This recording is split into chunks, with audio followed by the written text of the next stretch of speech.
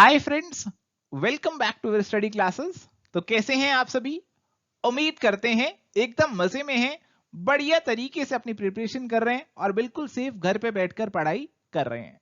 तो आज मेरे प्यारे दोस्तों आपके साथ जुड़े हैं यूपीएचएससी असिस्टेंट प्रोफेसर पेपर 1 की अप्रोच को डिस्कस करने के लिए। देखो, काफी सारे हमारे फ्रेंड्स जो हैं यूपीएचएससी असिस्टेंट प्रोफेसर का एग्जामिनेशन देने वाले हैं और कहीं ना कहीं उनके माइंड में पेपर 1 को लेकर बहुत से सवाल हैं। तो उन पेपर 1 के सवाल जो आपके माइंड में आ रहे हैं, उनके उत्तर आपको, उनके आंसर आपको यहाँ पे इस डिस्कशन से मिल जाएंगे। तो आइए बिना टाइम वेस्ट किए अपने डिस्कशन की तरफ आगे बढ़ते हैं। तो आगे बढ़ने से पहले ना एक बार इस एग्जामिनेशन का पैटर्न देख लेते हैं। तो यूपीएचएससी असिस्टेंट प्रोफेसर का एग्जामिनेशन पैटर्न क्या है वो आप यहाँ पे देख सकते हैं। देखो, इस एग्जामिनेशन को लेकर ना ऑलमोस्ट सभी चीजें हमारे कंट्रोल में है, ऑलमोस्ट सभी चीजें हमें पता है, हम मेहनत करें तो कंट्रोल में ले आएंगे, सिवाय एक चीज के। एक चीज वो जो है वो है एग्जामिनेशन की डेट। एग्जामिनेशन की डेट फिलहाल हमें नहीं पता। एग्जामिनेशन हो सकता है जुलाई में हो, सितंबर में हो, अक्टूबर में हो, जब मर्जी एग्जामिनेशन हो। बाकी सब चीजों को अगर आप कंट्रोल कर लें, बाकी सब चीजों पे विजय प्राप्त कर लें, तो आप इस एग्जाम में सक्सेसफुल हो जाएंगे। तो सबसे पहले तो इसका पैटर्न एक बार देख लेते हैं ताकि आप समझ पाएं कि कैसे चीजों को आपने अपने कंट्रोल में लेकर आना है। तो यहां पे टोटल मार्क्स जो है वो है 230। 230 मार्क्स में से आपकी रैंकिंग होगी। तो 230 मार्क्स में से 30 मार्क्स तो हैं इंटरव्यू के, जो कि फिलहाल हमारा नेक्स्ट स्टेज है, फिलहाल इस पे फोकस नहीं करते। 200 मार्क्स का हमारा है रिटन एग्जाम, जिसकी की मेन वेटेज है आपकी रैंकिंग के अंदर, आपकी मेरिट के अंदर। तो इस एग्जामिनेशन को क्रैक करना है तो आपको रिटन एग्जाम में मैक्सिमम से मैक्सिमम स्कोर करने की कोशिश करनी होगी। अब इस 200 में से भी आपके 60 मार्क्स जो हैं वो यहाँ पे किसके हैं? 60 मार्क्स आपके जीके के हैं, जनरल नॉलेज के हैं, और यही आपका है जी पेपर नंबर 1। और बाकी 140 मार्क्स जो हैं वो आपके हैं सब्जेक्ट के, जिसे आप पेपर 2 भी बोलते हैं। और सब्जेक्ट आपका यहाँ पे हो सकता है कॉमर्स हो या फिर कोई और सब्जेक्ट भी अगर आपका हो, तो वो आपके सब्जेक्ट के मार्क्स हैं। सब्जेक्ट की वेटेज देखो ज्यादा है, अगर आप देखें सब्जेक्ट की वेटेज देखो कितनी ज्यादा है। 70% वेटेज जो है यहाँ पे आपके सब्जेक्ट को दे रखी है और 30% वेटेज आपके पेपर 1 को दे रखी है। तो मैं कहीं ना कहीं कहूंगा कि आपका जो सब्जेक्ट है उसमें तो आपको महारथी होना ही पड़ेगा, उसमें आपकी कमांड होनी ही चाहिए। अगर उसमें कमांड होगी तभी आप इस रिटन एग्जाम को थ्रू कर पाएंगे।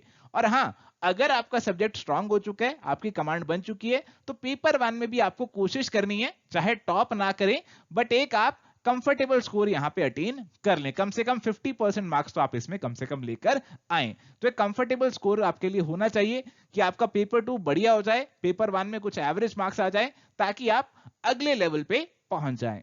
तो यहां पे पेपर 1 के लिए क्या अप्रोच हमारी रहनी चाहिए, उसकी डिस्कशन आपके साथ करने वाले हैं। तो माय डियर फ्रेंड्स, अगर आप प्रिपेयर कर रहे हैं कॉमर्स से, अगर आपका सब्जेक्ट जो है वो कॉमर्स है, तो आपके लिए हमारे पास एक क्रैश कोर्स भी अवेलेबल है। तो पेपर 2 को लेकर बिल्कुल भी चिंता मत कीजिए, कॉमर्स को लेकर बिल्कुल भी चिंता मत कीजिए। पेपर 1 की अप्रोच आपको आगे बताएंगे, और पेपर 2 कॉमर्स के लिए तो आप निश्चिंत होकर इस कोर्स से तैयारी कर सकते हैं। आपके लिए क्रैश कोर्स है जिसमें आपको यूनिट वाइज नोट्स मिल जाएंगे, जिसमें आपका पूरा पेपर 2 उसके सभी 10 यूनिट कवर अप हो जाएंगे। आपको सभी यूनिट्स के ओवरव्यू कम रिवीजन वीडियोस मिल जाएंगे। बेसिकली आपके यहाँ पे रैपिड रिवीजन लेक्चर मिल जाएंगे आपको सभी यूनिट के ऊपर, जहां से आप अपनी अच्छे से रिवीजन कर सकते हैं सभी यूनिट्स की। और इसके अलावा आपको मिलते हैं बहुत सारे एमसीक्यूज प्रैक्टिस के लिए, और साथ ही साथ इसमें आपको फुल लेंथ मॉक टेस्ट भी मिलते हैं एग्जामिनेशन पैटर्न पे। एमसीक्यूज आपको पेपर 2 के मिलते हैं, but full length mock test में आपको पेपर 1 प्लस पेपर 2 दोनों का एक्सपीरियंस मिलेगा, ताकि एक्चुअल एग्जामिनेशन वाले मॉक टेस्ट का एक्सपीरियंस आपको यहाँ पे मिल जाए। तो हमारे एमसीक्यूज की अगर मैं यहाँ पे बात करूं तो मोर देन 4500 एमसीक्यूज जो हैं वो यहाँ पे आपको प्रैक्टिस के लिए मिल रहे हैं। तो ये कोर्स जो है वो आप अवेल कर सकते हैं हमारी साइट से, या फिर आप इसे अवेल कर सकते हैं हमारी एवर स्टडी क्लासेस की ऐप डाउनलोड करके।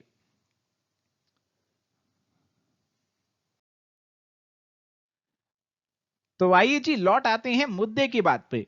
देखो, बात कर रहे हैं जीके पेपर की, यानी कि पेपर 1 की। तो पेपर 1 ऑलरेडी आपको बताया भाई 60 मार्क्स जो है 60 मार्क्स का पेपर है, ये 60 नंबरों का पेपर है। और 60 नंबर यहां पे कैसे हैं, आपसे 30 क्वेश्चन पूछेंगे, एक क्वेश्चन 2 मार्क्स का होगा। तो ऐसे यहां पे इसकी मार्किंग की गई है। तो ये 30 क्वेश्चन आपसे पूछे जाने वाले हैं और 30 क्वेश्चन जो है आपसे 6 यूनिट से पूछे जाने वाले हैं। तो 6 यूनिट्स यहाँ पे आपके पास हैं। यूनिट 1 है करंट अफेयर्स का, यूनिट 2 है टीचिंग और रिसर्च एप्टीट्यूड का, यूनिट 3 है इंफॉर्मेशन एंड कम्युनिकेशन टेक्नोलॉजी का, unit 4 people and environment, unit 5 Indian history and geography, unit 6 है इंडियन कॉन्स्टिट्यूशन एंड इकोनॉमी का। देखो यहाँ पे ये यूनिट्स हमारे पास हैं। तो 30 क्वेश्चन जो आपसे पूछ रहे हैं वो इन 6 यूनिट से पूछेंगे और इनमें से जो 3 यूनिट हैं, unit number 2, unit number 3, unit number 4, ये यूनिट जो है ऑलरेडी आप यूजीसी नेट लेवल पे पढ़ चुके हैं, आप इनको अच्छे से पढ़ाई कर चुके हैं। तो इसमें से मैं मानता हूं कि 50% सिलेबस तो ऑलरेडी आप कवर अप कर चुके हैं, आपको उसकी रिवीजन ही करनी पड़ेगी। तो मेरा मानना है कि 30 क्वेश्चन में से 15 सवाल तो आप कहीं ना कहीं सही कर ही सकते हैं। अब बाकी 3 यूनिट हमारे पास बचते हैं, करंट अफेयर्स वाले, हिस्ट्री ज्योग्राफी वाले और कॉन्स्टिट्यूशन और इकोनॉमी वाला। देखो करंट अफेयर्स में सवाल कुछ भी पूछ सकते हैं, एरिया बहुत वाइड है, अनलिमिटेड है, तो इसमें आप अपने आप को महारथी नहीं बना सकते। हिस्ट्री और ज्योग्राफी और कॉन्स्टिट्यूशन और इकोनॉमी की बात करूं तो कॉन्स्टिट्यूशन वाला पार्ट भी आपने पेपर 1 में हायर एजुकेशन में कहीं ना कहीं पढ़ा हुआ होगा। और इकोनॉमी की नॉलेज तो आप सभी को होगी, इकोनॉमी आपने कहीं ना कहीं पढ़ी है, आपने अलग अलग लेवल्स पे इकोनॉमी पढ़ी है। तो ये वाला लेवल जो है, ये वाला सब्जेक्ट जो है, इसमें भी आप कहीं ना कहीं अच्छा स्कोर कर सकते हैं। तो मेरे अकॉर्डिंग यहाँ पे आपके लिए एम्पल चांस है कि कंफर्टेबल स्कोर आप आसानी से अचीव कर सकते हैं। तो आइए मेरे प्यारे दोस्तों, हमारा जो पेपर 1 का सिलेबस है उसमें मिलकर डुबकी लगाते हैं, उसके बारे में और ढेर सारी चीजें जो है उनको जानते हैं, समझते हैं और देखते हैं कि कैसे प्रीवियस ईयर में सवाल इन यूनिट से पूछे गए हैं और कैसे आप इनकी तैयारी करें। तो पहला है जी यूनिट 1 करंट अफेयर्स। इसके अंदर आपका सिलेबस देखो बहुत ही वाइड है। Major events and current affairs, national level की, इंटरनेशनल लेवल की। पर्सनैलिटीज इन न्यूज पे सवाल पूछ सकते हैं। स्पोर्ट्स न्यूज जो है वो आपके लिए इंपॉर्टेंट है। और फील्ड ऑफ साइंस में जो करंट रिसर्च है उसके ऊपर भी सवाल पूछ सकते हैं। मेरे अकॉर्डिंग तो इसका एम्बिट बहुत ज्यादा वाइड है। इसकी तैयारी आप अभी स्पेसिफिकली चाहे ना करें, इसके लिए आप नॉर्मली क्या करें, अपना नॉर्मली न्यूज़पेपर पढ़ते रहें, अपनी न्यूज सुनते रहें और इस सिलेबस को याद में रखें कि कोई पर्सनैलिटी न्यूज में चल रही है तो वो पर्सनैलिटी किससे जुड़ी हुई है। स्पोर्ट्स की कोई न्यूज आ रही है, जैसे वर्ल्ड कप होने वाला है कोई, या फिर कोई ट्रॉफी मिली है, कोई अवार्ड मिला है किसी को स्पोर्ट्स की फील्ड में, तो ऐसी न्यूज पे अपनी नजर बनाए रखें। तो बस इतना फिलहाल के लिए आप करें और जब आपका एग्जामिनेशन करीब होगा, आपका एग्जामिनेशन पास आ जाएगा, तो वहां पे आपकी जो करंट अफेयर्स की कोई कंपाइलेशन की बुक होगी जो मार्केट में अवेलेबल होगी, उसे आप ले सकते हैं और उससे अपने करंट अफेयर्स को एक बार देख सकते हैं। तो अगर हम बात करें कि प्रीवियस ईयर पेपर्स में कैसे सवाल यहां से पूछे गए, इस सेक्शन से पूछे गए हैं, देखो जी यहाँ पे जो सवाल आपसे पूछे गए हैं वो अवार्ड्स पे पूछे गए हैं। तो किसी पर्सनैलिटी को अगर कोई अवार्ड मिल रहा है तो आपको उसे ध्यान में रखना है, कहीं आप नोट भी कर सकते हैं अपनी नोटबुक में। तो पद्म विभूषण अवार्ड पे जिससे सवाल पूछा गया था कि किसे मिला था, international film festival of India जो अवार्ड्स थे उसके अंदर एक गोल्डन पीकॉक अवार्ड दिया गया था, उस पर सवाल था। हमारी जो मिलिट्री एक्सरसाइजेस चल रही थी तो ये आपकी इंटरनेशनल लेवल की भी और नेशनल लेवल की भी एक इंपॉर्टेंट न्यूज है कि इंडिया रशिया के साथ मिलिट्री एक्सरसाइज कर रहा था, तो उसके ऊपर सवाल पूछा गया। और इसके अलावा गवर्नमेंट की जो स्कीम्स हैं उनके बारे में आपको अवेयरनेस होनी चाहिए। गवर्नमेंट की स्कीम्स आपके लिए इकोनॉमी वाले सेक्शन में भी रेलेवेंट है और करंट अफेयर्स वाले सेक्शन में भी रेलेवेंट है। जैसे आपकी प्रधानमंत्री उज्ज्वला योजना, स्टैंड अप इंडिया स्कीम, अक्सर न्यूज में रहती हैं ये स्कीम्स ऑलरेडी, तो इनके बारे में नॉलेज होनी चाहिए। और इंटरनेशनल लेवल पे जो साइंटिफिक डेवलपमेंट्स हैं, जैसे किसी कंट्री ने कोई नया रॉकेट बनाया, कोई कंट्री चांद पे पहुंच गई, किसी कंट्री ने मार्स के लिए कुछ नया मिशन तैयार किया, अब एक कंट्री ने रोबोट जो है सोफिया उसे सिटीजनशिप ग्रांट की थी, तो पूछा था कौन सी कंट्री है। तो ऐसी साइंटिफिक डेवलपमेंट्स जो हैं उनके बारे में आपको अवेयर रहना है। और स्पोर्ट्स की जो इवेंट्स हैं वो भी रेलेवेंट है। जैसे आपके लिए वर्ल्ड कप की होस्ट कंट्री पूछी गई थी कि जो फीफा वर्ल्ड कप हुआ था उसकी होस्ट कंट्री कौन सी थी। तो ऐसे जो वर्ल्ड कप हो रहे हैं उसमें कौन सी टीम जीत रही है, कौन से पर्सन को कोई अवार्ड मिल रहा है, या फिर ये कौन सी जगह पे ऐसे इवेंट्स हो रहे हैं, तो उनके बारे में आपको अवेयर रहना है। और साथ ही साथ आपका टाइम मैगजीन का पर्सन ऑफ द ईयर पूछा गया था। तो अगेन आपकी पर्सनैलिटीज जो न्यूज में हैं, जो बहुत पॉपुलर हैं वर्ल्ड ओवर, उनके बारे में आपको पता होना चाहिए। अब आते हैं हमारे सेकेंड यूनिट पे, टीचिंग एंड रिसर्च एप्टीट्यूड। ये ऑलरेडी आप पढ़ चुके हैं यूजीसी नेट पेपर 1 में, तो वही मटेरियल आप रेफर कर सकते हैं। तो इसके अंदर आपका टीचिंग का nature, objectives, need, methods, evaluation and factors affecting teaching आपको पढ़ना है। तो बहुत ज्यादा टीचिंग डिटेल में नहीं पढ़ना, आपको बेसिक बातें पढ़नी है और रिसर्च का मीनिंग और मेथड्स यहाँ पे आपको कवर अप करने हैं, डाटा के बारे में, उसका सोर्स, उसकी कलेक्शन, उसकी एनालिसिस के बारे में, और साथ ही साथ यूजीसी का क्या रोल है हायर एजुकेशन में, उसके बारे में आपको पढ़ाई करनी है। तो अगर बात करें कि कैसे प्रीवियस ईयर के सवाल यहां से पूछे गए हैं, तो आपसे सवाल पूछा गया था basic requirements of effective teaching पे, आपके मेजरमेंट और एवोल्यूशन के ऊपर सवाल था, लेवल्स ऑफ टीचिंग पे सवाल था, रिसर्च रिपोर्ट के ऊपर सवाल पूछे गए, टी टेस्ट, एनोवा, इनके ऊपर सवाल था, और इंपॉर्टेंट टर्म्स जो आपके रिसर्च से जुड़ी हैं जैसे पैराडाइम, ऐसी टर्म्स पे सवाल था, और यूजीसी के ऊपर भी कुछ सवाल पूछे गए थे, यूजीसी की एस्टेब्लिशमेंट पे, उसके इनिशिएटिव्स पे, तो वो भी आपको पता होना चाहिए। और अगेन रिसर्च की जो इंपॉर्टेंट टर्म्स है जैसे हाइपोथेसिस वगैरह, उन सब पे सवाल आपको यहाँ पे देखने को मिलते हैं, और मैं उम्मीद करता हूं कि ये सारी चीजें आप पहले पढ़ चुके हैं और अपने पुराने सोर्स से ही अच्छे से आप रिवाइज करेंगे तो इनको टैकल कर पाएंगे। और ऐसे ही हमारे पास है अगला unit, information and communication technology. बहुत छोटा सा यूनिट है और ये सारी चीजें आप ऑलरेडी पढ़ भी चुके हैं, आपको केवल करना है उनको रिवाइज।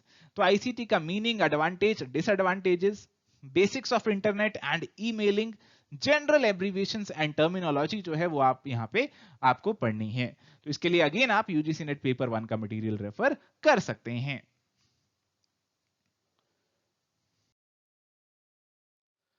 तो अगर बात करें कि प्रीवियस ईयर में कैसे सवाल यहां से पूछे गए हैं, तो सवाल कुछ आसान ही पूछे गए हैं। जैसे मोबाइल्स के अंदर कौन सा ऑपरेटिंग सिस्टम का इस्तेमाल होता है, आप सभी जानते हैं एंड्रॉइड का इस्तेमाल होता है। सर्च इंजन को लेकर सवाल पूछा था कि क्या होते हैं सर्च इंजन, आपसे फुल फॉर्म्स पूछी गई थी, WLL की फुल फॉर्म पूछी गई थी। कंप्यूटर की जो जनरेशन है उसके अंदर सवाल था, तो जानते हैं कंप्यूटर की अलग अलग जनरेशन है, फर्स्ट, सेकंड, थर्ड, फोर्थ। तो वैक्यूम ट्यूब्स के ऊपर कुछ सवाल था कि कौन सी जनरेशन के अंदर इस्तेमाल की जाती थी। तो ऐसे कुछ सवाल यहां से आपके लिए पूछे गए हैं।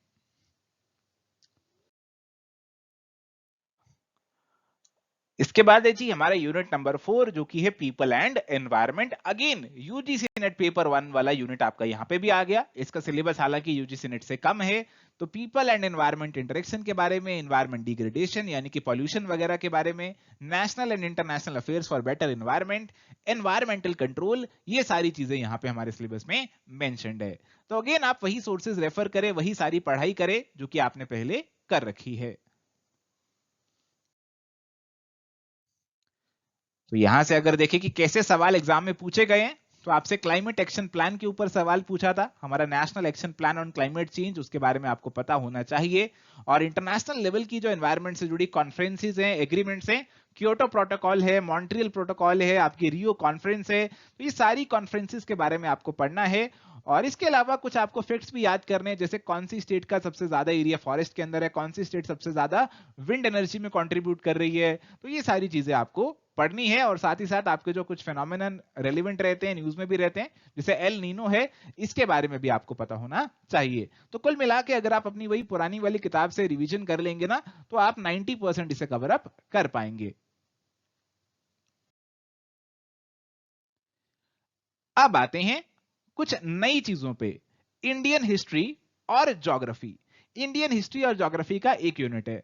तो एक यूनिट है, तो आमतौर पे मैं मान सकता हूं इसमें से आपसे कुछ 5 या 6 सवाल पूछे जाएंगे। ठीक है जी।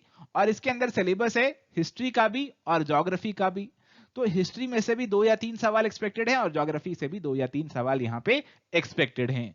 तो हिस्ट्री की बात करें तो salient features of the Indian culture और इंडियन नेशनल मूवमेंट, और यहां पे भी टाइम पीरियड देखिए लिखा है 1857 से 1950। तो आपको एंशिएंट हिस्ट्री और मिडीवियल हिस्ट्री पढ़ने की जरूरत नहीं है। आपको मोटा मोटी बात कहूं तो मॉडर्न इंडिया की जो हिस्ट्री है उसके बारे में आपको पढ़ना है। मॉडर्न इंडियन हिस्ट्री के बारे में आपको यहाँ पे पढ़ाई करनी है। 1857 के अंदर हमारा रिवोल्ट हुआ था और उसके बाद यहाँ पे हमारी मॉडर्न हिस्ट्री की शुरुआत हुई थी। तो आपको केवल यहाँ पे इतना पीरियड जो है उस पर फोकस करना है और इसकी पढ़ाई आपको यहाँ पे करनी है। तो कोई ज्यादा मुश्किल नहीं है इसकी पढ़ाई करना, आप आसानी से ये सारी पढ़ाई कर सकते हैं। और इसके लिए फ्री मटेरियल, फ्री रिसोर्सेज में मैं आपको बता रहा हूं कि कहां से आप ये सारी पढ़ाई आसानी से कर सकते हैं। और मैंने खुद भी देखा कि आपके जो पिछले सवाल हैं वो कहीं ना कहीं इन सब में से कवर अप हो जाते हैं। तो जैसे आप हिस्ट्री की पढ़ाई कर सकते हैं NIOS, देखो सारे मैं NIOS के लिंक आपको यहाँ पे बताने वाला हूँ। तो ये ओपन स्कूल है, आपका ओपन स्कूलिंग का नेशनल इंस्टीट्यूशन है। यहाँ पे बहुत सारा फ्री मटेरियल आपके लिए अवेलेबल है जो कि आप रेफर कर सकते हैं, और हिस्ट्री और ज्योग्राफी के लिए आप जो है यहीं का मटेरियल रेफर कर सकते हैं। तो NIOS का जो लिंक मैंने आपको दिया है, इस लिंक पे आप क्लिक करें, ये PDF आपको अवेलेबल होगा हमारे टेलीग्राम चैनल पे, वहां से डाउनलोड करके इस लिंक पे आप क्लिक करेंगे, वहां पे आप स्क्रॉल करेंगे तो आपको मॉड्यूल 3, 4 और 6B जो है वो यहाँ पे पढ़ने हैं। उसके अंदर आपकी मॉडर्न हिस्ट्री और इंडियन कल्चर कवर अप हो जाएंगे। अगर बात करें ज्योग्राफी वाले पार्ट की, ज्योग्राफी वाले पार्ट की अगर हम बात कर रहे हैं तो यहाँ पे आपको फोकस करना है बेसिक चीजों पे, बेसिक एस्पेक्ट्स पे आपको यहाँ पे फोकस करना है। तो बेसिक एस्पेक्ट्स के अंदर आप अगेन NIOS का मटेरियल रेफर कर सकते हैं। अगेन मैंने आपको यहाँ पे लिंक दे दिया है, तो इस लिंक पे जाइए और आप इंडियन ज्योग्राफी के बारे में पढ़ सकते हैं, और साथ ही साथ हमारा जो यूनिवर्स और सोलर सिस्टम है उसके बारे में भी आप यहाँ पे पढ़ पाएंगे। तो बहुत ज्यादा डिटेल में नहीं जाना, बेसिक चीजें आप यहाँ से पढ़ाई करें, जितना आपको समझ में आए उतनी चीजें आप यहाँ पे पढ़ाई करें।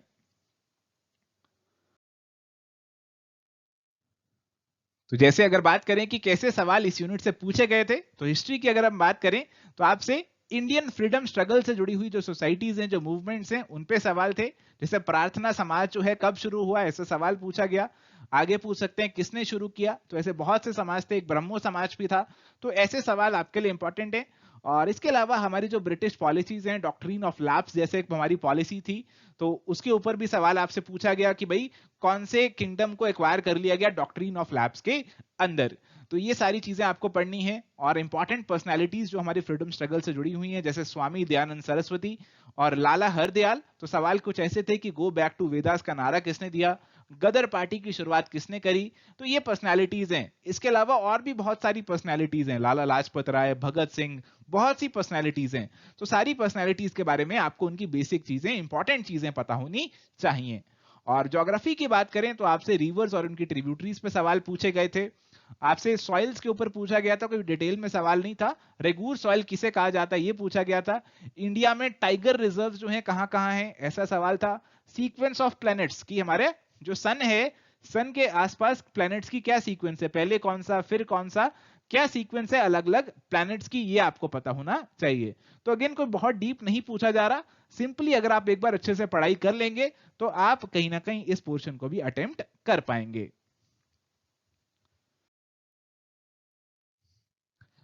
अब आते हैं इंडियन कॉन्स्टिट्यूशन एंड इकोनॉमी वाले यूनिट की तरफ। तो यहां पे देखें क्या क्या चीजें कवर अप करनी है हमें। प्रीएम्बल, फंडामेंटल राइट्स और डायरेक्टिव प्रिंसिपल्स के बारे में पढ़ना है। इंडियन पॉलिटिकल सिस्टम, इसमें लेजिस्लेटिव, लेजिस्लेटिव क्या होता है आपका, कानून बनाने वाली बॉडीज, आपकी पार्लियामेंट जो है, पार्लियामेंट के अंदर आपका लोकसभा, राज्यसभा, प्रेसिडेंट, ये सब आते हैं। आपके एग्जीक्यूटिव यानी कि प्रेसिडेंट, वाइस प्रेसिडेंट, आपकी काउंसिल ऑफ मिनिस्टर्स, आपकी PM, ये सारे लोग इसके अंदर आते हैं। और आपकी जुडिशरी यानी कि courts, supreme court, high court, district courts, ये सारे जुडिशरी के अंदर आते हैं। तो इनके बारे में पता होना चाहिए। इलेक्शन कमीशन और पब्लिक सर्विस कमीशन, इसके बारे में भी आपको पता होना चाहिए। तो बेसिकली ये है आपका कॉन्स्टिट्यूशन वाला पार्ट। और इसके बाद है इकोनॉमी से जुड़ी हुई कुछ बातें, population, poverty, unemployment, planning and development, income tax, agriculture, industry, trade, money, currency, banking and capital market. तो ये चीजें आपको यहाँ पे पढ़नी है। और ये चीजें तो बीइंग अ कॉमर्स स्टूडेंट, अगर आप कॉमर्स के स्टूडेंट हैं तो आप ऑलरेडी कहीं ना कहीं पढ़कर आ ही रहे होंगे। फिर भी आप इन्हें पढ़ना चाहते हैं तो अगेन आपके लिए मैंने NIOS वाले लिंक यहाँ पे ऑलरेडी दे दिए। इंडियन कॉन्स्टिट्यूशन के बारे में पढ़ना है तो मॉड्यूल 2, 3, 4 इस लिंक पे जाकर, और ऑप्शनल मॉड्यूल 2 जो है इस लिंक पे आपको मिलेगा, वो आप यहाँ पे पढ़ें। और इंडियन इकोनॉमी के अंदर जो आपके रेलेवेंट पार्ट सिलेबस में लिखे हुए हैं, केवल उसी चैप्टर को आप पढ़ सकते हैं। ये लिंक अगेन मैंने आपको यहाँ पे प्रोवाइड कर दिया है। तो अगर बात करें यहां से कैसे सवाल एग्जाम में पूछे गए थे, तो आपसे इंडियन कॉन्स्टिट्यूशन के शेड्यूल्स के बारे में सवाल पूछा गया था कि भारत का जो संविधान है उसमें अलग अलग शेड्यूल्स हैं। कौन से शेड्यूल में हमारा ओथ जो लेते हैं, हमारे जो हमारे ऑफिस हैं अलग अलग, जैसे प्रेसिडेंट का ऑफिस है, प्राइम मिनिस्टर का ऑफिस है, तो उस पे आने के लिए आपको शपथ लेनी पड़ती है, ओथ लेनी पड़ती है। तो उनके फॉर्मेट जो है कौन से शेड्यूल में दे रखे हैं, ऐसा सवाल पूछा था। तो ये चीजें आपको पता होनी चाहिए। लोकसभा और राज्यसभा की बेसिक पावर्स पे सवाल था। लोकसभा और राज्यसभा में अलग अलग स्टेट्स की अलग अलग सीट्स हैं, तो कम से कम आपको कितना पता हो कि कौन सी स्टेट की सबसे ज्यादा सीट्स हैं, कौन सी की सबसे कम सीट्स हैं। आपकी कॉन्स्टिट्यूशनल बॉडीज पे कैसे इलेक्शन होता है, प्रेसिडेंट का इलेक्शन कैसे होता है, वाइस प्रेसिडेंट का कैसे होता है, कौन से आर्टिकल में इनके इलेक्शन की बात की गई है, ये सारी चीजें। नीति आयोग पे सवाल पूछा गया था, एक बहुत इंपॉर्टेंट टॉपिक है। पार्लियामेंट के अंदर क्या क्या आता है ऑलरेडी मैं आपको बता चुका हूं। इंडियन पॉपुलेशन का साइज क्या है, ह्यूमन डेवलपमेंट इंडेक्स एचडीआई, इस पे सवाल यहां पे पूछा गया था। पॉवर्टी से आप इस टॉपिक को कहीं ना कहीं जोड़ सकते हैं, पॉपुलेशन से भी जोड़ सकते हैं। तो ऐसे सवाल इस यूनिट से एग्जाम में पूछे जा रहे हैं। तो माय डियर फ्रेंड्स, ये था आज का हमारा एक छोटा सा डिस्कशन। उम्मीद करते हैं कि आपको कहीं ना कहीं क्लैरिटी मिली होगी कि आपको यूपीएचईसी असिस्टेंट प्रोफेसर पेपर 1 को कैसे अप्रोच करना चाहिए, क्या रणनीति उसके लिए बनानी चाहिए। और अगर आप कॉमर्स की प्रिपरेशन कर रहे हैं तो आप चेकआउट कर सकते हैं हमारे कोर्सेज को। आप हमारी वेबसाइट विजिट कर सकते हैं everstudy.co.in। आप डाउनलोड कर सकते हैं एवरस्टडी क्लासेस के एंड्रॉइड ऐप अपने फोन्स के ऊपर। कोई क्वेरी है तो मेल कीजिए hello@everstudy.in पे, या फिर व्हाट्सएप कीजिए 7988073332 पे। अगर आपको ये लेक्चर पसंद आया तो लाइक कीजिए, चैनल पे नए हैं तो सब्सक्राइब कीजिए और अपने दोस्तों के साथ भी शेयर कीजिए। और हाँ, जो पीडीएफ है वो मैं टेलीग्राम पे अपलोड करने वाला हूं, तो आप टेलीग्राम से इसका पीडीएफ जो है वो ले लीजिए। Thank you, bye bye, take care, all the best.